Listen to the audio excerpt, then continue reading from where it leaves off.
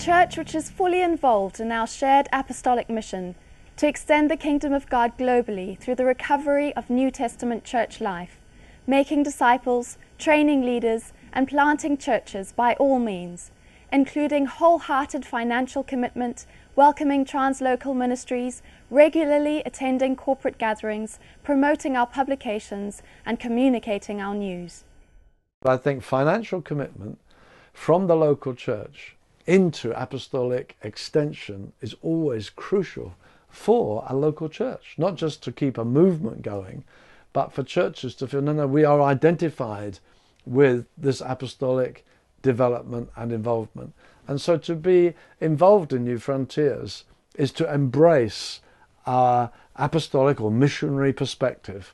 We're not merely a certain kind of church that happens to be there. We feel that in the early church, Jesus said, go into all the world and make disciples. And what they actually did was go and plant churches. The idea being, of course, the local church is the best place to make disciples, and then you go and plant another one and another one. And so all the apostolic teams are involved in more church planting. And for every church to say, hey, we are contributing towards that happening is great. You feel, well, we're involved in this. We're involved in world mission. So we're out into more and more nations. So to join New Frontiers isn't to join a group of churches, it's to join a mission that's happening. Yeah. We're together.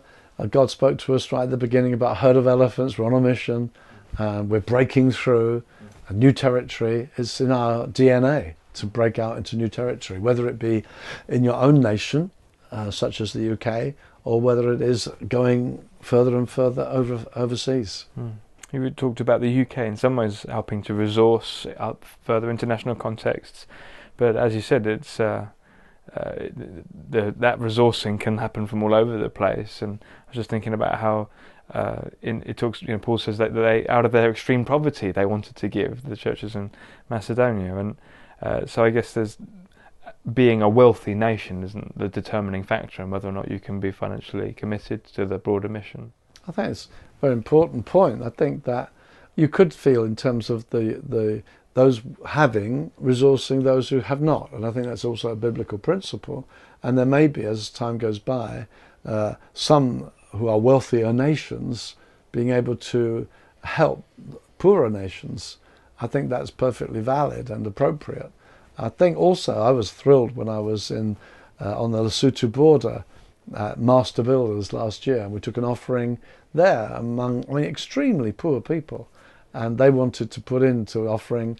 And Steve Oliver said to me, you spoke about the Philippines, and we've just a small group in the Philippines, just got some land. He said, well, we want the gift from here to go to the Philippines. And I know Peter Brooks, who oversees what's happening there, was blown away that this substantial gift came from a very poor church to help in the Philippines. So I'm sure that's extremely biblical, as you're saying, about the Macedonians.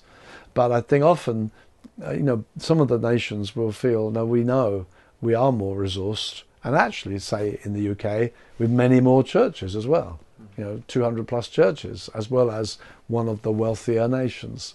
So we can say, no, we want to lend a hand.